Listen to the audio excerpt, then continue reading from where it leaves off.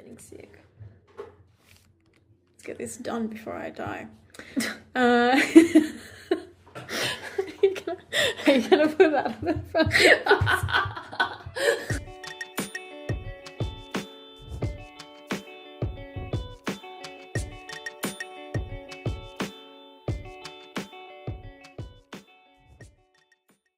Hello and welcome to Literary Cannonball, a podcast for anyone who wants a fun and feisty conversation about books. Literary Cannonball is inspired by the work of the Stella Count and the Vita Survey that reveal the ongoing gender imbalance in the conversations we have about books. We are striving to correct some of that imbalance by talking about books written by women from around the world. I'm Kirby Fenwick and I'm joined by... Neve Marnie, I haven't touched that in so long.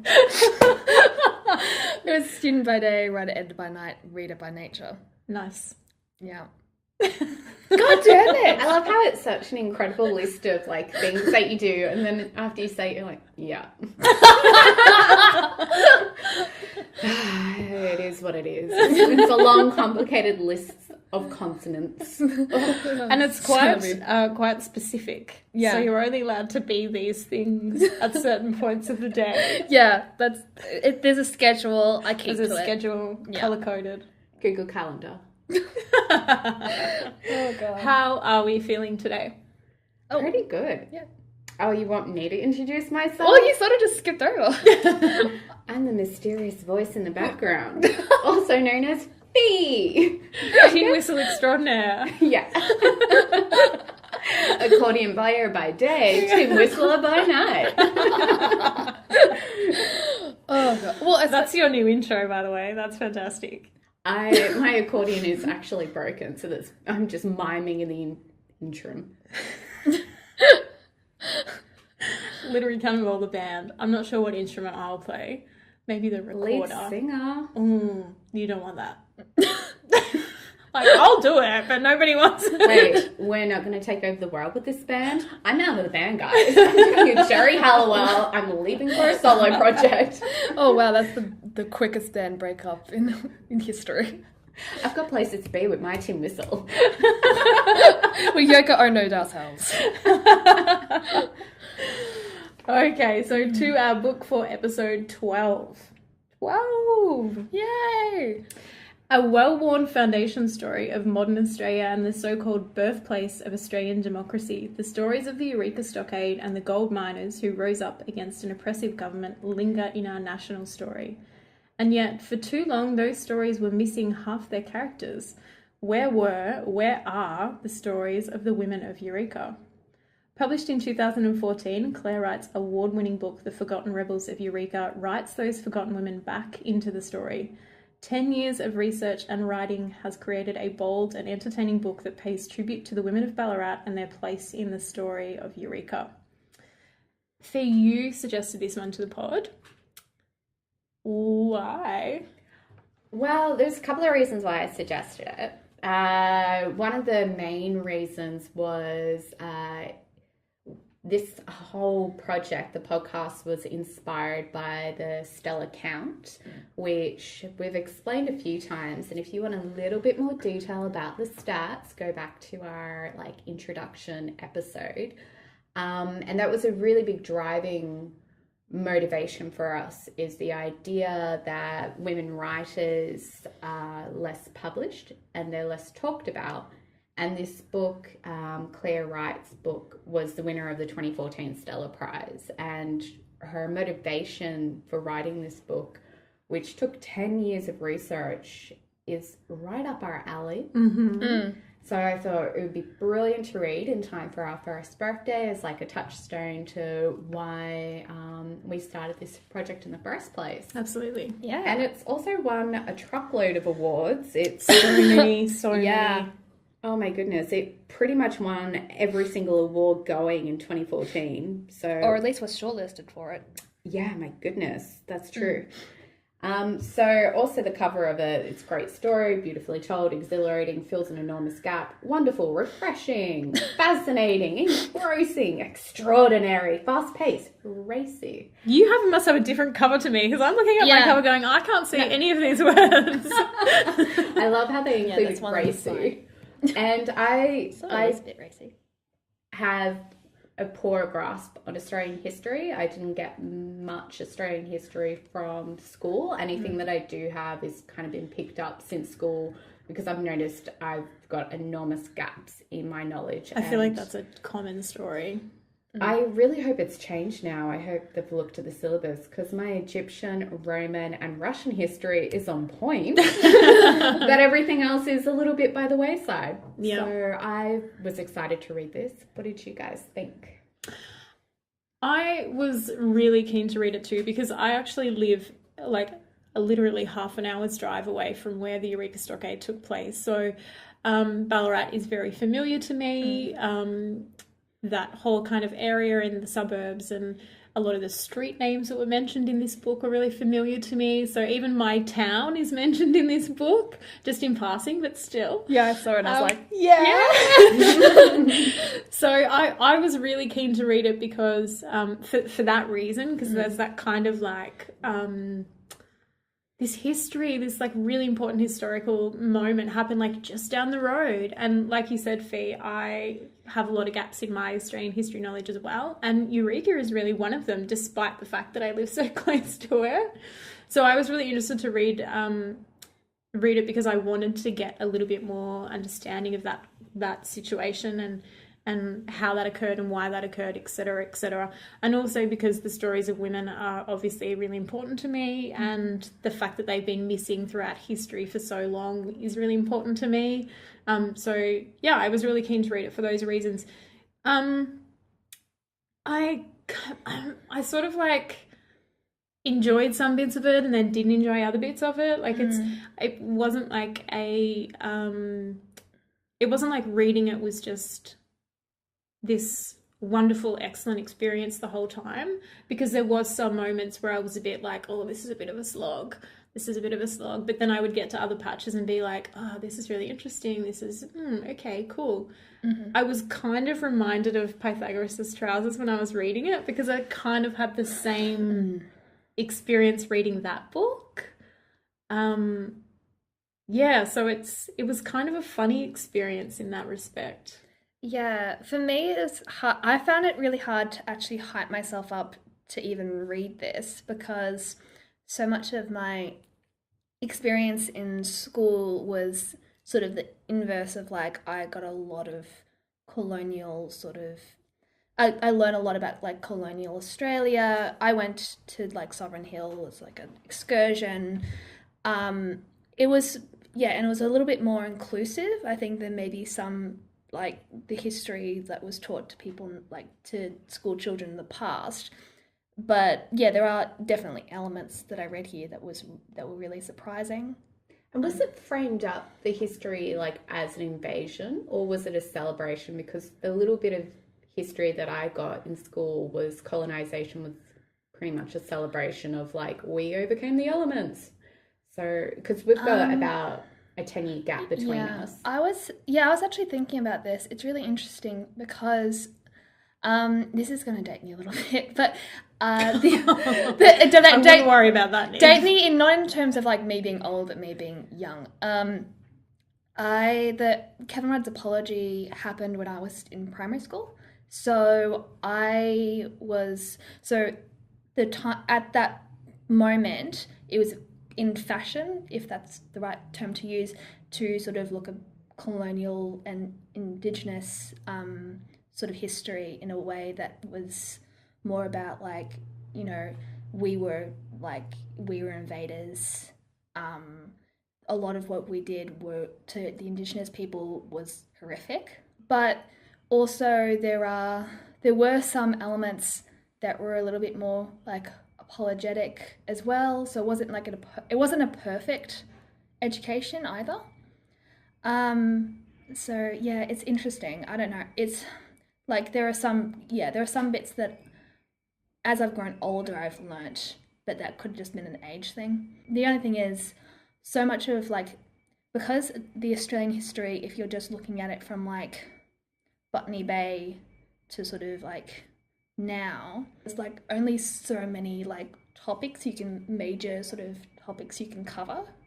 I reckon that's how they frame it, though. I think there's a lot more to it than what any school syllabus goes into, and it's more sort of. I reckon this book's a prime example of that. Because so much, absolutely. Wright says in the intro, "Look, I'm aware that this is the Eureka Stockade has dozens and dozens of books written about it. It's a topic that's been covered widely. I want to do something that's quite different to what's happened." And part of that is looking at women and going back to the original sources and finding out there are so many women present at the time and playing integral roles.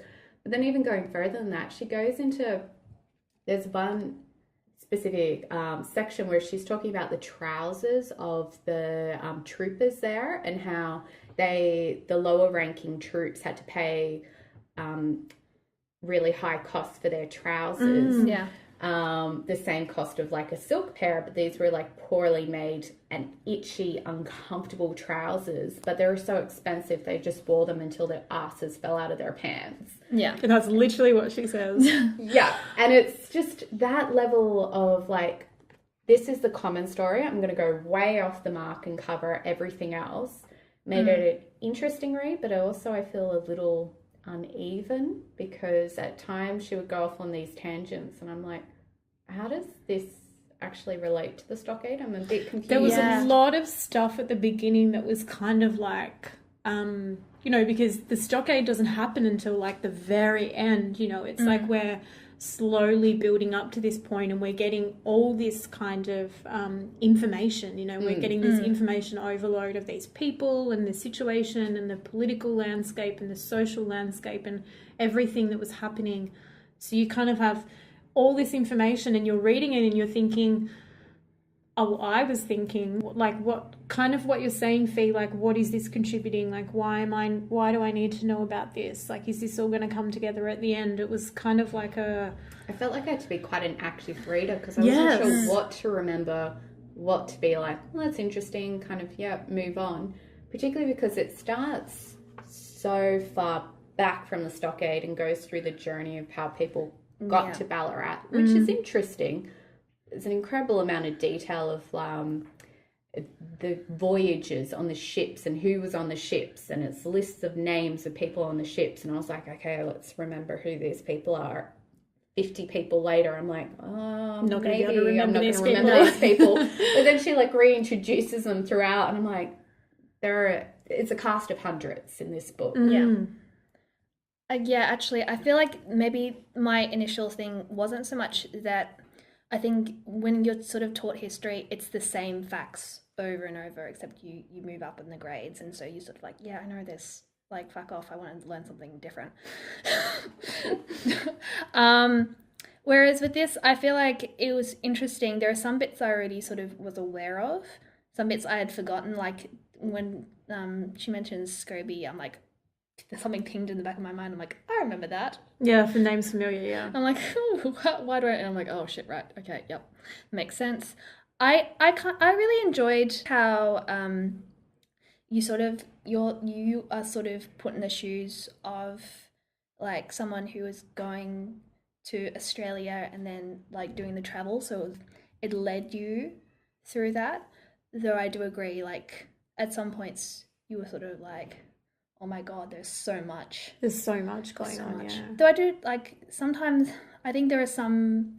It was kind of nice because I sort of read this in, like, a few sittings that, like, people were sort of introduced and then reintroduced. If you could remember their names, it wasn't that... They would pop back up again, yeah. Yeah, so you sort of have a bit more emotional investment in them because you can sort of be like, oh, I kind of remember you, like, oh, you popped up again, rather than having, like, this new person who just, like, appeared out of nowhere, and you're like, who the fuck are you? Yeah, there were so many times where I was like, gosh, I'd really love to know more about, like, this woman and, like, her story and that sort of thing, and again, like, just referring back to Pythagoras' trousers, it's like, well... There probably isn't any of this like primary source material to actually tell the full in-depth stories of these women. So you have to tell them alongside the men because there's more information about them and you can sort of like extrapolate from that, which is kind of, I mean, the point of the book obviously is to correct that super masculine narrative of Eureka and say, actually, hang on, there was all these women there and they were doing all this stuff, like the woman that was editing the newspaper. Yeah. And the woman that was writing all the poems and the letters into the newspaper, and, women who were, running theatre houses and raising all this money for the diggers and all that sort of stuff.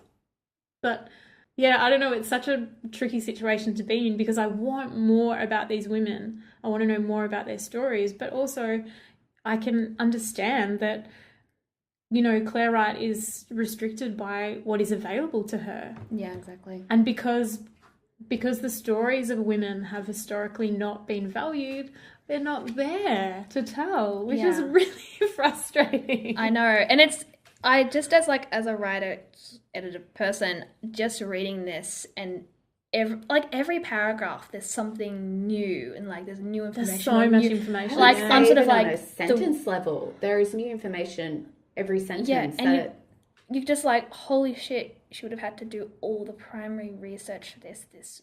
Oh my God. And she's citing newspaper articles and things, and I think, how many hours did she spend on Trove?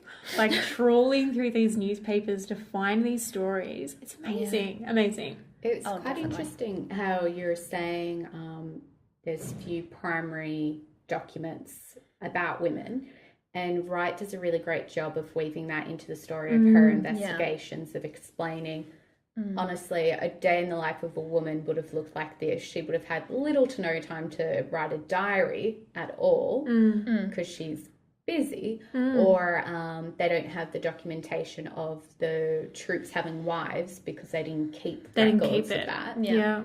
And it's really interesting about the flag itself. So the Eureka Stockade has this really iconic flag, which is still strung up and around the I'm pretty place. sure it's in there's a Eureka Museum, which is there. sort of newish in Ballarat, and I'm pretty sure it's there. Is that a replica or the No, I think one? it's the No, it's the actual one, because remember very early in the book. Because it's torn and, she goes damaged. with one of the descendants of the women. I remember her going there, but looking at the stitches and, And there was an interesting part with the stitches, like you said. So they don't know who sewed the flag and who put it together. But there's this passage, there's about a page dedicated, it's just 3 paragraphs. But the amount of research that would have gone into getting that information to write those paragraphs would have taken weeks, if not months, if not years, to track all that information down.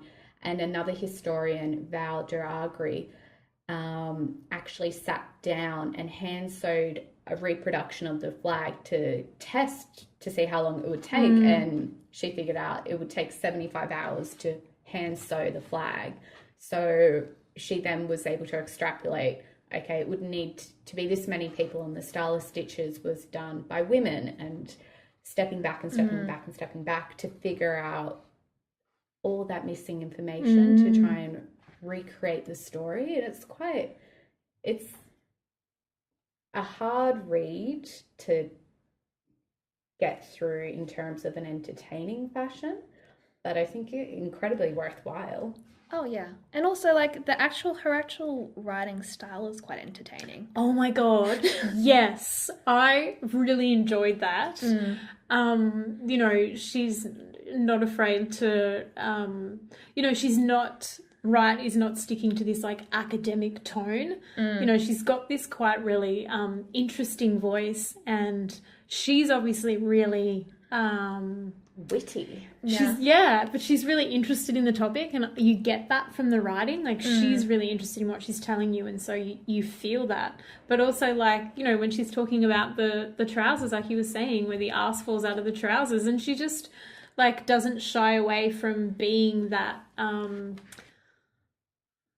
it's just not an academic style of writing, is it? It's a personable style of writing. Oh, definitely. And there's some nice sort of literary things, the repetition of Dear Jamie becoming more and more poignant as you learn more about who Jamie is. Not such a nice dude. Yeah. And it becomes more and more pointed, and you're like, whoo.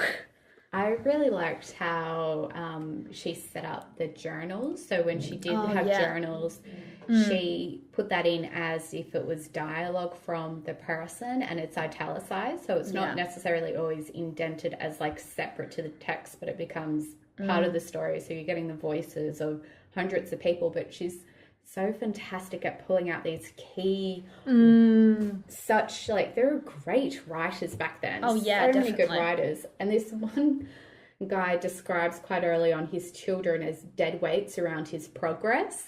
Like, what? Harsh. He first. sounds harsh. And what a thrilling way to describe your children. Like, oh yes, there are so many lines like that where I'm like, God, that's savage, but also a brilliant sentence. Yes, actually, you know what the most savage thing was for me was the fun, like, as Clare Wright's actual writing, was when she was talking about the men who would, like, leave their wives and go off, and sort of that masculine thing of, like, oh, yeah, well, women are holding us back, and, you know, we're going for their freedom. So the lines are, there is no doubt that some men did see the goldfields as their ticket out of domestic rut. Square this fact with all the late 19th century jingoism about frontier independence, and we have deadbeats like Janet Kincaid's husband reincarnated as national heroes. And I was like, whoa! You went there and just fucking laid it out.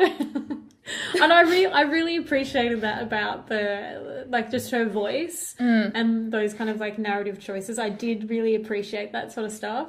Yeah. Because it, in a way, it broke up the research a little bit, and it allowed her to sort of like step into the book in a way, which I really, really appreciated. Yeah. Because nothing worse is when they're sort of like fake objective, and you're like, you've chosen your sources, and you've chosen what, like, how to present this and everything. Objectivity is a myth.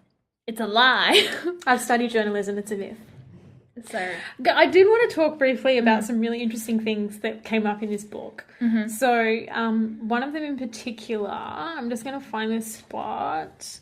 Oh yeah, so there was like this this ball that was put on before the stockade took place, and women brought their children and their babies, and there was like a spot for them to like leave the children and the babies, and it was like, okay, so this is like early childcare. And it sort of got me thinking about how, you know, things like that have happened throughout history, and it's kind of like that 2 steps forward, 1 step back all the time, you know, because it's like that is like such a great concept and idea. By allowing kids to be there, you allow the women to be there. You know, you create a space for them and make it inclusive and make it welcoming and accessible. And, you know, this is happening in the 1850s, and we're still like debating the merit of childcare now, and it's like 2018. So I found those sort of little snippets like really interesting, where, you know, you would touch on these sort of like quite sort of progressive situations that were happening in the frontier, you know, which is like this British outpost, sure, but it doesn't necessarily have all the structures and the, you know, established ideas that perhaps would have been present in British society. And she kind of alludes to that, you know, that, or not so much alludes, but talks about that idea of people like, you know, immigrating to the goldfields and like wanting to start afresh and to have these sort of like new ideas and these quite progressive ideas. Like a lot of the immigrants were on the goldfields were literate and were like educated people, and that kind of sets up an interesting dynamic, I think. And also by the counter of that, there were plenty who weren't literate, but they were suddenly prized for their abilities at domestic labour and work, which was never seen as something that was thrilling until it became quite scarce. And there was this one woman, Irish-born Harriet, who she travelled to the diggings with her brother, and she became a pseudo-wife to one of his single buddies, and that was quite a common thing of pseudo-wives. And she writes in her diary, I've become sort of a necessity. And she has earned great respect along the way. And kind of women became seen as being important contributors. Initially, the way Wright describes it, as they were seen as a great leveler of morality, and without women there, men are just going to go run amok and there'll be just wildness everywhere.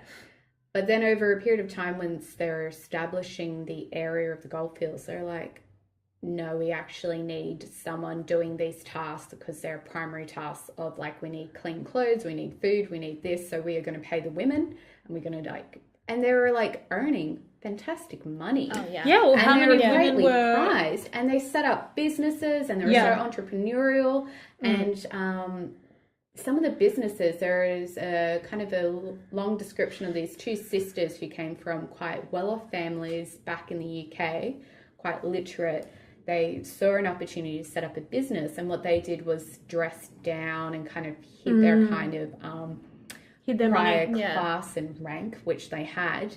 But they noticed that a lot of women and families who are on the up with money wanted to kind of buy into the kind of classier things of life. So the sisters dressed down, but their customers were looking for silk and fantastically designed clothes and babies' outfits that were just so stunning and hand-stitched and amazing. And it was this whole, like, that is It's a really interesting juxtapiposition, isn't it? And it's a canny business model as well. And these women are just oh my god, so smart. clever. Yeah, so smart. She does talk about, you know, the newspaper advertisements at the time, advertising, like, you know, pheasant and cigars and all this like expensive stuff, and it's like how much money was running through that place, and how they actually got that product to the place, because there's great passages of describing how hard it was to get there.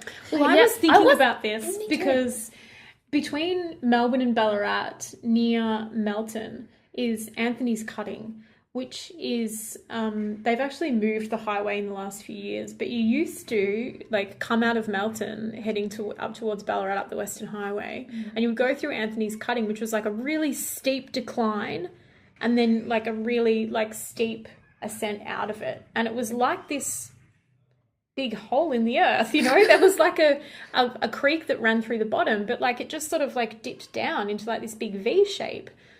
And I was sort of thinking about this, and I was actually having this conversation with my dad when I was reading this book.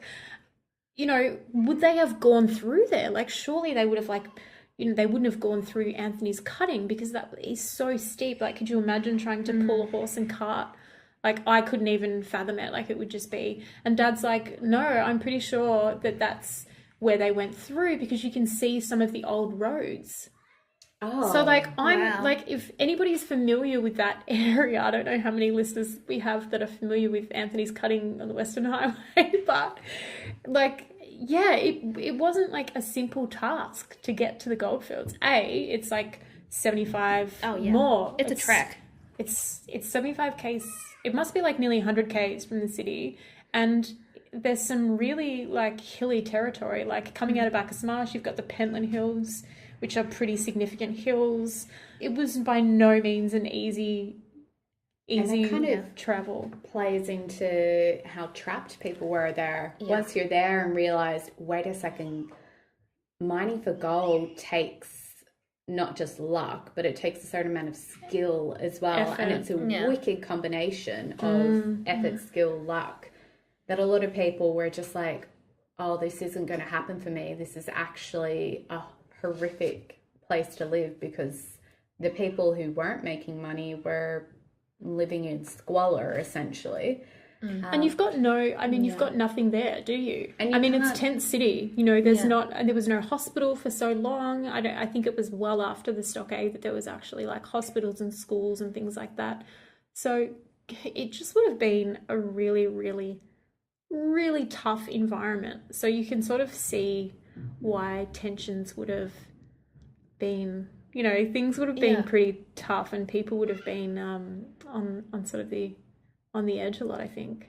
Oh, definitely. Well, I mean, I think that's why a lot of the Clare's sort of build up about how hard it was to get there, and like the sort of propaganda that was sort of being spread, like with newspapers and stuff, sort of cemented that, because you can sort of imagine yourself as someone who's read that and believed it and sort of went, and then you've gone there and you're like, Jesus Christ, I'm stuck. This is not what I expected. Yeah. I really liked how she did that for the diggers, so the rebels. She really went into a lot of detail, but then she spent quite a bit of time with the troops and the police and explained that their position was quite tenuous and uncomfortable as well. Yeah. Which I've never read another book about the Eureka Stockade. This is my first, so I don't know if Wright is the first to do this, but she kind of presents it in quite a balanced fashion of not politicizing the issue beyond what it is. So she presents their cases of like saying, look, the military aspect was like this, and the police were corrupt because they didn't have access to this and this, and they didn't have accommodation that was any better off than the diggers. So those tensions are building up on both sides. It's done in a remarkably, what I felt was a balanced fashion. What did you guys think? I think so, because I don't think that was her purpose. You know, like, I don't think her purpose was to... Her purpose was to tell the story of the women. Yeah. So she wasn't... I mean, I'm projecting here, but I don't feel like she was interested in choosing a side or trying to present one as more virtuous or than the other.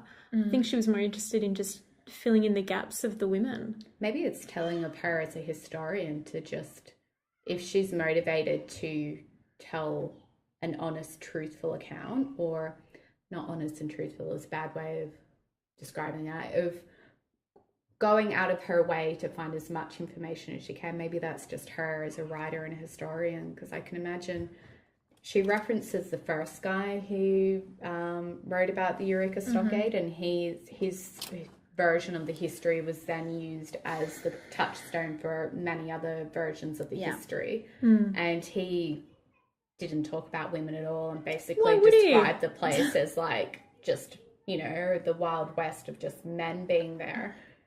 There were still women in the Wild West. Yeah. Wright was like, it's not the Wild West. It's not the same thing. Stop. Like, she actually stopped like on the side of like, let's just talk about how it's different. Like, there are some similarities, but also it's not the same. It's not the same. Yeah. The discussion of the actual stockade was really interesting to me. I found that God, it was tough to read some of that stuff about what was done. And especially sort of like, you know, she alludes to sexual violence and how it was, you know, not really spoken about in explicit terms, but kind of like, you know, they talked around it. That was kind of tough to read, that really sort of graphic account of what happened. And also the idea that it was such a short space of time. 15 minutes, do you mean? That just like, I just find that like staggering that this is such a huge story, but it was 15 minutes. Like the actual fighting was like 15 minutes. That just really blew my mind. But also that, you know, there is so much that would have happened in that time that would have happened to women. Yeah. That we'll never know about. And it's difficult. I find that really difficult because the fact that we'll never know about that means that we'll never have the true story and we'll never have the complete story. And, you know, I think a lot about how those missing stories have impacted our current narratives. And I struggle with that, knowing that we'll never be able to add those stories in. And so the narratives that we have will never be right. Well, I mean, it can sort of be all pinned down even to like the fact that the one woman who was sort of recorded as killed, we don't even know her name. Yeah, there's a really interesting piece about that, and I actually want to read it. Where is it again? Am I going to be able to find it? It's like towards the end of Bloody Sunday, maybe, if you're talking about that woman. Yeah. What have I done here? Oh, here it is. Okay, so this is the coffin trimmed with white and followed by a respectable and sorrowful group. This is the coffin containing a dead woman whose body was claimed but not named. This is the woman mercilessly butchered by a mounted trooper while she was pleading for the life of her husband. We don't know whether he was spared, whether she took the bullet or the bayonet for him. We don't know whether she left motherless children behind. We don't know how many other women may have been among the numbers of dead that could not be ascertained correctly. This is the woman who was slipped quietly into the earth by her weeping friends and loved ones, then slipped just as silently out of history. I have goosebumps reading that. And it's like, A, that is such beautiful writing, and B, that is what distresses me about so many of this stuff, because we'll never know who she is. Yeah. We'll never know her story. We'll never know what happened. And so no narrative is ever going to be accurate. And how does that impact on us now in 2018 sitting here? They're really big questions and we're not going to be able to answer them in this episode. But yeah, it's important that they raise this book and these types of books raise those questions. I agree, and I think that's why it's valuable.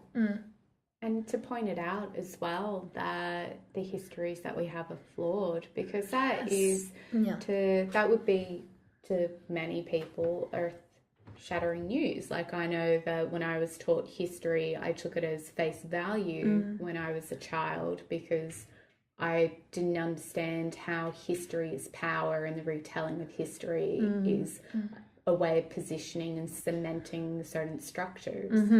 And I feel like, I hope that this is the beginning of many more books of this vein, and in Australian history. I agree so much. I'm very excited to see what she does next, and I can imagine it will be many years off, because she seems to be... There's actually a story, there's a book about publicans in the front of my copy. It says, also by Clare Wright, Beyond the Ladies' Lounge, Australia's Female Publican. So I'm actually going to read that, because I find that like a super interesting topic for lots of different reasons. But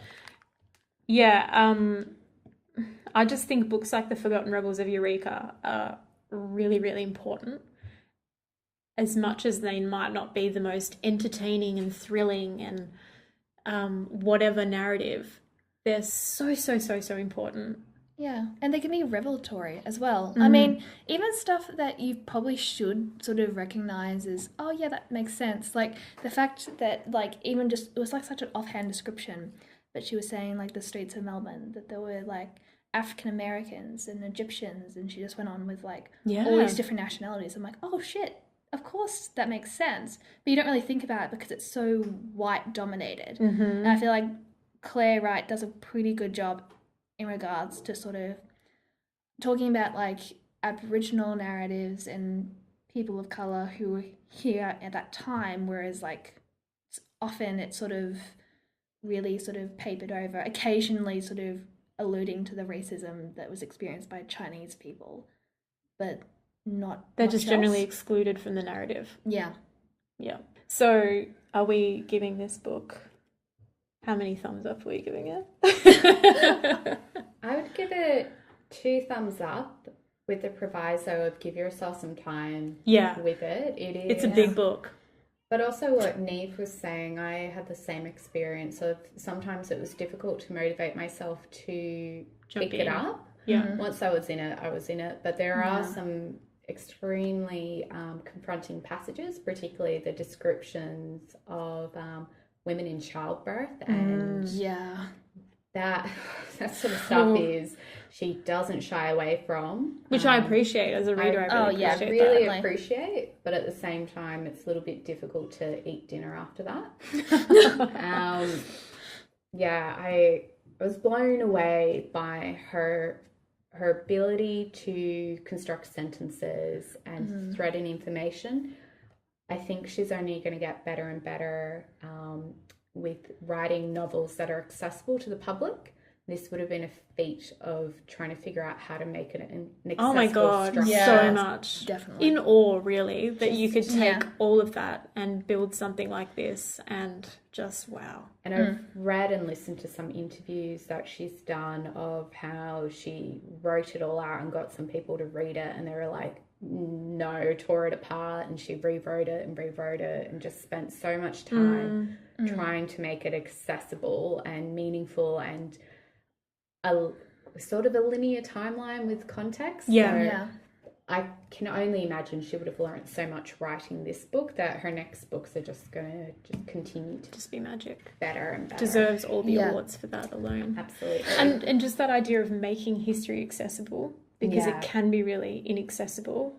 So by making it accessible for the layperson, you can affect real change, I think, by just giving, like you said, Neve, about some elements of, you know, the story. You can actually affect real change, I think. Perhaps I'm just an idealist, but that's what I think. I agree with what you're saying, Kirby, is that she has an appreciation that not everyone's grounding in history is the same. So she spends a considerable amount of time giving context to the history of the world, not just Ballarat, but she's like, this was happening in America and Putting it Ireland, in the the UK. place where it fits in the puzzle, Yeah. Yeah. So that was 2 thumbs up for me. Yeah. But I would, give yourself some time. It's not a one-day read. Oh, most definitely not. Unless you're a speed reader, I guess. But even then, Like, it's a lot of pages. That's a lot to absorb. I think, and she does a really good job. There were some bits that gave me a bit of pause, like when she talks about like Romani people using some of the words she does. I considered slurs, so probably maybe. Is that a super recent thing, or is that like a 2014 thing? Oh well, I mean, it's been around. Like that idea has been around for a while, but maybe the awareness hasn't been as especially for people in Australia, hasn't been there. Yeah. Also, when she talks about cross-dressing, like, that was really interesting to me, that sort of gender flipping, that she has a paragraph where she sort of refers, maybe alludes to, like, trans men in Eureka, but then you has men in, like, inverted quotes. So I'm sort of like, if you're alluding to it, then there might be evidence that she has, but then she doesn't go into it. So I was a bit sort of like... Or maybe it's not evidence that you can necessarily rely upon. Yeah. So and be in a position to say, this is what happened, you know? Yeah, well, the thing is, but with others, she did sort of like say, look, maybe this happened, or it's most likely that this occurred. So it could be that, like, she didn't want to go into something that she wasn't really familiar with, or didn't want to, like, screw it up or something. But I think that throwaway line, like, didn't do her justice, especially because she goes into in depth on so many other areas, and it could be sort of having men in inverted commas isn't great. Well, it's kind of like that subjective thing, isn't it? Like you make a choice about what you sort of include and what you don't include, and what you dive into and what you don't. Yeah. No, it was more sort of in terms of, like, my viewing of it, it was sort of like... The language used. Yeah, how she phrased it, like, wasn't... Could be, like, not great. It's Could sort be of... a bit probo. Yeah. I mean, especially because it's sort of like... Gender expression is one thing. So the pronoun usage there was fine, but sort of saying, like, some women lived their lives there as men, and then having men as inverted commas, inverted quotes, is sort of saying that they were not actually...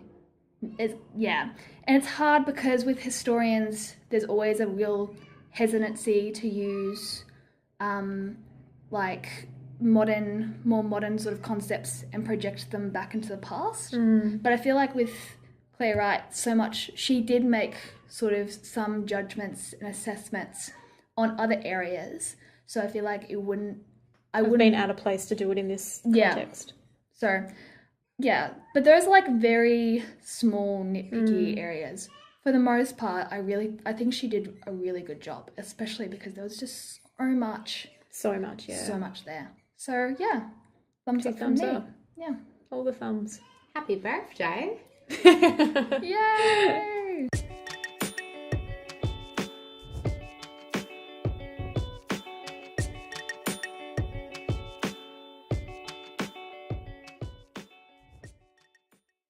Okay, so to our recommendations, what have we been reading and watching and listening to that we want to give the 2 thumbs up to? What do you got, Neve? Every time. You Okay. do like to lead the way, Neve. That's great. Yeah, always. Willingly. Okay. So my first recommendation is a book. It's called The Genius of Jane Austen: Her Love of Theatre and Why She is a Hit in Hollywood. It's by Paula Byrne. Essentially, this book is tackling the sort of the idea that Jane Austen was somehow anti-theatre, which Paula Byrne is basically like, this is bullshit. I'll tell you why. So basically, she goes in talking about like the history of theatre, so like private theatricals, which were really common in sort of the Georgian era, of like well-to-do sort of families or like middle-class families, like putting on plays to entertain themselves. Then she goes into the professional theatre and the history of that, which was a little dry at some points, but also like I'm super into that, so like I didn't mind as much. Also, for people who enjoy, who like the film All About Eve, Sarah Siddons is in this book, so just putting it out there.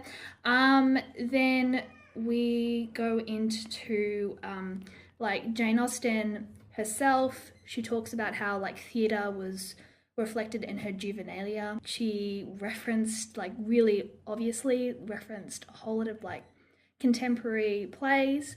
Actually, what I really loved about Paula Byrne is that she didn't just focus on the sort of more well-known male sort of playwrights like Sheridan. She talks about like other like female playwrights of the time, and I'm like, nice.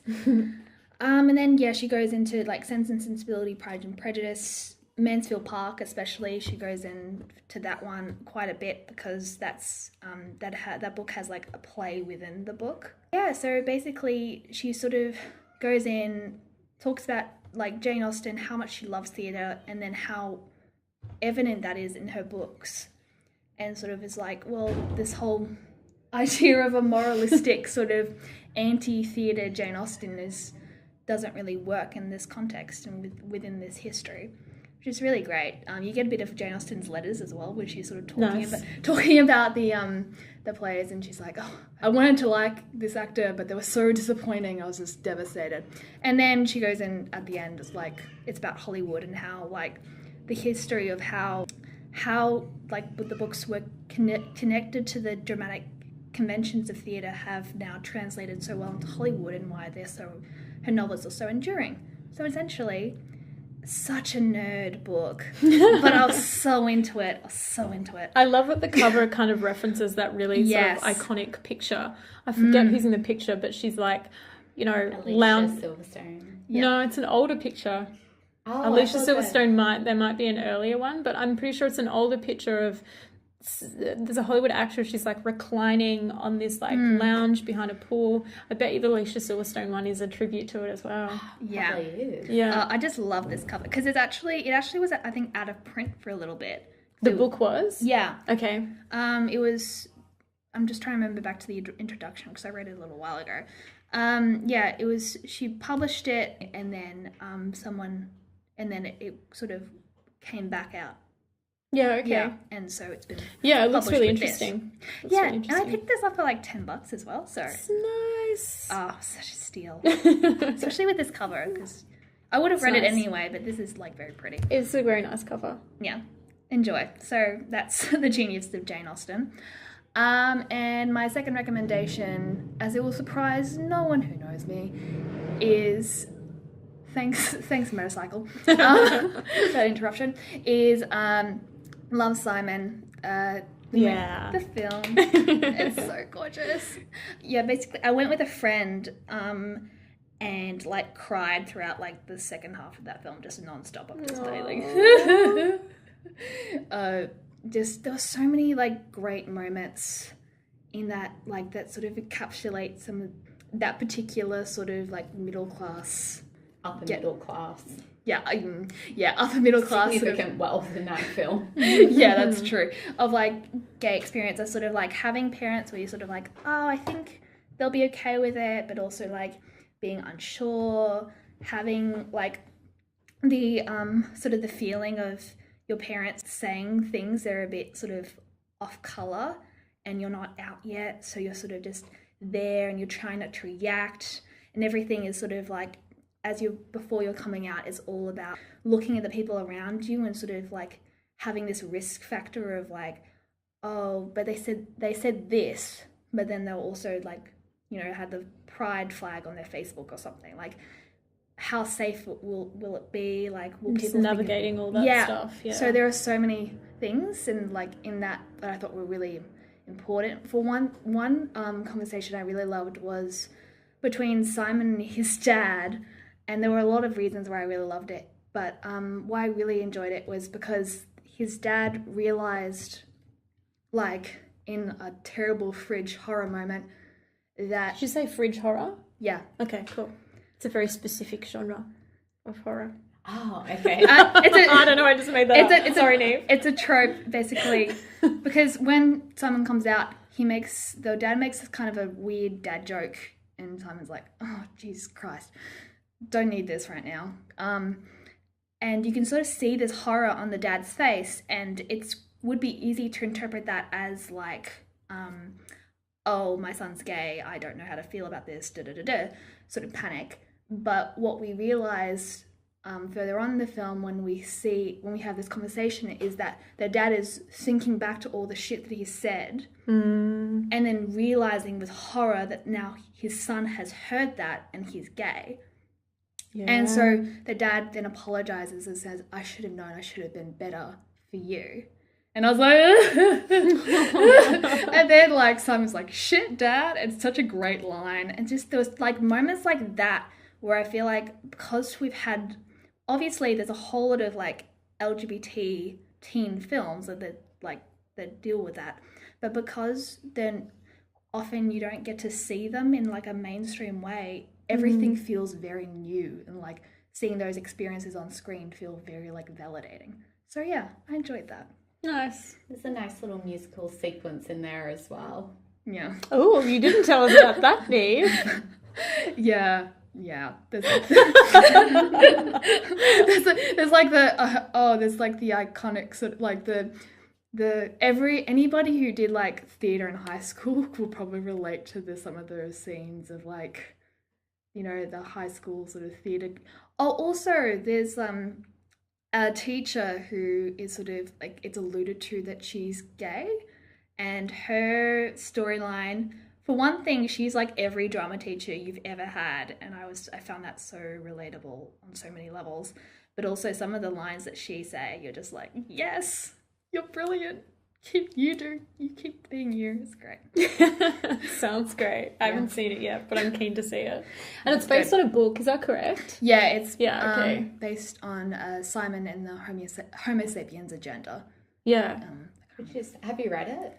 No. Great title. It's a really good book. I much prefer the book. Oh, I know.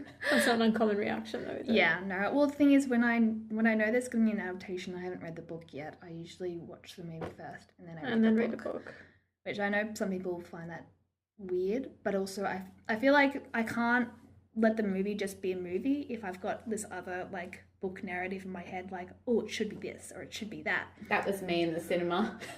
Yeah, essentially. And it was really entertaining for my friend because she'd read the book, and so she knew some of like the major plot twists, whereas I was coming in new, and so I was like, oh, the person did this and that, and so she found that very entertaining, and I was glad to be a secondary source of entertainment for her. Sounds excellent. Okay, me? Okay, so I've got a couple of things this month to recommend. First one is a piece that only just came out like this week on Overland. It's called One Plot at Most by Jane Rawson, who's an Australian writer. It's just a really funny and interesting kind of exploration of the short story, and its place in Australia and why don't people read short stories. And I do read short stories and love short stories, so I'm like, read short stories. But yeah, it's just a really great piece. Just a really sort of interesting chat. It's quite funny as well, which is nice. So recommend reading that if you're a fan or otherwise of short stories. And then just go and borrow from the library or buy a whole bunch of short story collections like Elizabeth Tan's Rubik, Julie Kay's Portable Curiosities, anything by Alice Munro. There's just stats. Yes, dive in.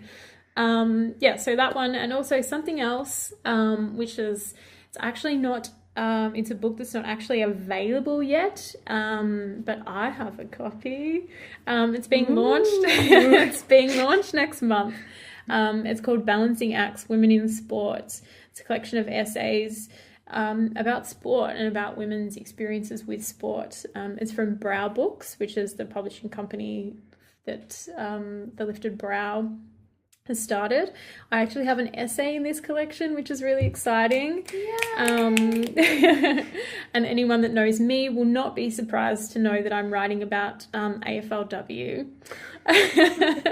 But look, it's just a really wonderful collection. It's really great that the Lifted Brow has provided this space for women to have these conversations about our experiences of sport, which are not always great. They're just, it's kind of that idea about, writing women back into history. So much of the ideas about sport in this country are very masculine, and they're kind of the narratives that we're told. So it's really great to be able to say, actually, no, and have the space for these books and to have these stories. And, not surprisingly, if anyone is familiar with the Lifted Brow, there's some really experimental pieces in here, which is really fun too. So it makes for a really great read. So, that gets launched next month, Balancing Acts: Women in Sport, and recommend picking up a copy. And I will sign anyone's copy if they want me to. I'm definitely asking you to sign my copy. Okay, what do you got, Fee? I've got a mixed bag of things. I mentioned at the start of the year or the end of last year on a podcast episode that I was going to start reading a little bit more genre. And not just non-fiction. But I read a psychological thriller. Ooh. And it was pacey and it was really gripping, and it has a twist at the end, and I shrieked and dropped the book. And my goodness. Quickly picked it up again. It's called Mine by Susie Fox. Yes. And it's about a woman who delivers a baby, wakes up from the emergency cesarean, and she's like, that's not my baby. Yeah, pretty much. And then it goes from her perspective through the hospital system of her recovery from the C-section to not bonding with this child, where she was like, the doctors told me I was expecting a girl and this is a boy, and I don't feel a maternal bond. Yeah, right. So it goes through the woman's experience first through pregnancy, and as well as trying to get pregnant, because this character had quite a lot of difficulty becoming pregnant in the first place. So it's quite a complex story that she has before it even gets to the point where she's like, oi, this isn't my child. And it's an interesting look at the medical system in Australia and the idea of hospital standards and procedures, and also public and private hospitals, that power imbalance between a patient and medical staff. Yeah, absolutely. And the idea that you're constantly monitored and notes are taken, and if there's a certain impression of you, that impression can carry on, solidify into fact. And the main character is a pathologist, a doctor, so she understands that there is a power imbalance there, but she at the same time falls into that disempowered position. Yeah. And it's a really interesting look at postpartum psychosis and mental health and depression. Wow. And sounds fantastic. It's it's a thrilling read, and it's also quite an intense read as well. It certainly doesn't shy away from the physical and mental anguish that can be experienced in that sort of situation.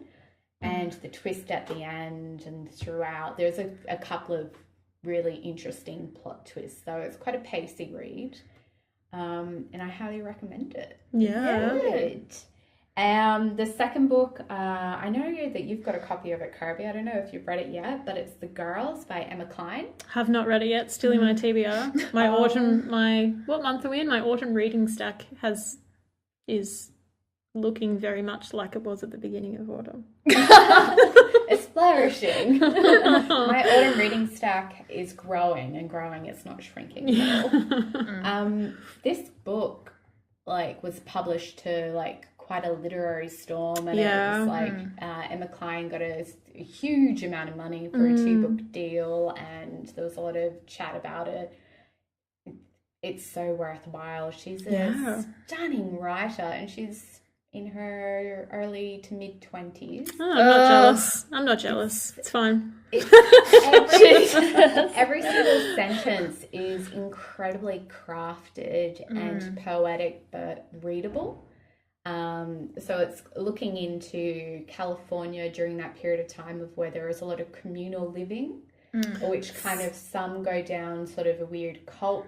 I was just going to say, I thought there was like a Manson family kind of aspect to it. Yeah, so it's there is that aspect to it, but it's done in a really interesting way where it's true to the narrator. She's a young girl who doesn't have all the facts, and you're seeing that world through her eyes. Yeah, right. So you can see quite a glorified sort of ooh, I get to get away from my parents, and this is quite an exciting world that I'm a little bit apprehensive of entering because there are older people, but there are older people. Hey! Yeah. Ooh, and then there's sex, and I don't know what that is, but then she explores her sexuality, so there's moments of extreme discomfort and moments of kind of where she realizes that she's at an advantage in some point and a disadvantage in others, and it's quite a tenuous up-down sort of read where the writing is stunning throughout, but the emotional arc is not a linear line. It's kind of like a coming of age thing. It sounds a little bit like a coming of age story. I don't know if she matures. It's really interesting. There's flashback sequences there. Right. And she's kind of reflecting on how she was at that point in her life and where she is now. And it doesn't play into any tropes of and now I've learned everything. Yeah. So it's an extremely worthwhile read because it's... Really should pull it out of the TV. Incredibly complex. It's incredibly witty. It's beautiful. It's disgusting. It's bleak. It's hopeful. It is just... Great. One of those books where you're just reading it go, oh my God, this has clearly the amount of work that has been put into this. I wish her well as a writer because I'm going to be following her very closely. It's I can't wait to read whatever she releases next. Cline is one to watch. That's exciting. And my last recommendation is a podcast that I've been wolfing down the past few days, and it's made me so happy and just nice. It's really chummy and nice, and it's called George Ezra and Friends. Do you know George Ezra, the pop star? He's a British pop star who was quite big in the UK about 4 years ago. Name is not ringing any bells. Yeah, didn't ring any bells for me either. My music knowledge is fairly limited though. Same. I was just so this podcast... Beyonce and Fleetwood Mac, that's all, yeah? Well, everything about this podcast, I shouldn't like it because I don't really know anything about the people he interviews. So basically, I found out about George Ezra through my dad wrote a porno podcast because he was a guest on one of the footnotes, and he was they're like, oh, so George Ezra is coming on and he's this young pop star. And I was like, I don't know who he is, but he had this really lovely, fun conversation with the folk from My Dad Wrote a Porno. And I was like, wow, the guy sounds really charming and funny and witty. And then I saw that he had a podcast out, so I started listening to that. And he's charming and funny and witty, but he's incredibly intelligent and he's a great interviewer. Yeah. And he's incredibly interested in the creative process. So what he's done is, off his own bat, he's started interviewing people in the music scene from a lot of different levels to do what he likes in podcasts is just in-depth conversations. So he sits down with all these artists and he asks them, how did you get started? Why did you get started? What were the challenges along the way? What's your creative process? What's your inspiration? What do you like about this lifestyle? What do you find difficult about this lifestyle? And he talks to people like Craig David and Ed Sheeran and people where I'm like, great for you, but it's as soon as I start listening to the conversations, I'm absolutely fascinated with these people and the art they create, because it's essentially what an artist does, other conversations. And and they're always interesting conversations, I think, even if it's, you know, you talk about someone on the level of Ed Sheeran or whatever, which is, you know, quite removed from the everyday experience. It's still a interesting conversation to get into people's creative process. And it's quite interesting how the themes from one interview to the next are quite similar of the journey each artist has had and what they've done. They're quite nice parallels. And he even talks to some people on the producing side of things. So he talks to Giles Martin, who is the son of George Martin, who was always considered the fifth Beatle, and Giles Martin is a producer, like his dad was a music producer, and they go into like what it's like to work in the studio now versus what it was like to work in the studio back in the Beatles. Oh, that's cool. Yeah. And there are all these really fabulous stories, but they're presented in a really kind of warm conversational manner, and I'm absolutely one of the friends. Still with Ezra and friends. I'm like pottering around my kitchen cooking things, and I'm like, Craig David did what now? Ed did what now? Jesse, where you didn't. I'm like, yeah, I'm very happy, and I'm like, I think I might listen to some of their music now as well. You've never listened to Craig David? I listened to his first stuff. I haven't listened to it in about 15 years. I was obsessed, you know, I remember 7 him. days and stuff. Like, Yeah, I remember him like just I think it was either at the end of my high school career or just after high school. I remember Craig David was a thing. Yeah. I fought for him. Like when my brothers didn't want to listen to him, I was like, no, we will listen to him. Yeah, I definitely burnt out those CDs. Nice. That's a pretty cool stack of recommendations. Yeah. That should keep the people entertained for a while. Yeah. Also, I feel like I hope that's what our podcast is to other people. Like when we're having a chat, that they're sort of like, yeah, I agree, or like they feel like they're part of the gang. Part of the conversation. Yeah. Yeah, they are a part of the gang, aren't they? Yeah, Cannibal and friends. Yeah. Taking down patriarchy together. One book at a time. All right. Thank you for listening to Literary Cannonball. We hope you'll tune in again next month when we'll be talking about Leyland Bardwell's Different Kinds of Love, which is a collection of short stories from 1987. And Leyland Bardwell is an Irish writer, so I'm really excited. Yay! Can't wait to talk about that one. In the meantime, if you want to continue the conversation, or if you just want your digital friends, you can follow us on Twitter at LitCannonball, on Instagram at Literary Cannonball, or find us on Facebook. And if you have something to tell us that's a little more than 280 characters, send us an email. Send us an email. I'd be like, every time I'm just like, send us an email. Send us a love letter. Just like those subliminal messaging? Is that what you're trying to do? Yeah, just in their like subconscious. Yeah. And conscious, do it. And that email address is literarycannonball@gmail.com. And whilst you're on the interwebs, please jump onto our website at literarycannonball.com and you'll find a full wrap of the show notes. You can even stream it online. You sure can. Great, do that. Or you could subscribe and it would just lands in your phone overnight. It's pretty amazing. Magic. Technology these days. It's so easy. And what you can do is you can tell a friend about it, and we would totally appreciate that. Yes. And just spread the literary love. And there's also on our website is links to all our recommendations. So if you're feeling a little bored on a Sunday afternoon and you're like, oh, geez, golly, there's nothing to do, hop on the website. Check out our recommendations. Oh, yes. my goodness. They are eclectic. Yes. That's true. Lots of good stuff in there. Oh, and if you are online, you can just leave us a rating and review. And that will help other people find us. Yes, Which will be absolutely. really great. We would be so pumped with that. Yeah. So today is actually we're recording our 12th episode, so it's our first birthday. Woo! Yay! We're a 1-year-old. We're about to enter the terrible twos, so just watch out. Things are about to get intense. Oh my god, Yeah. the screaming matches. Mm-hmm. Stop it. So we're going to go have some cake Yeah. because we've got some cake to eat.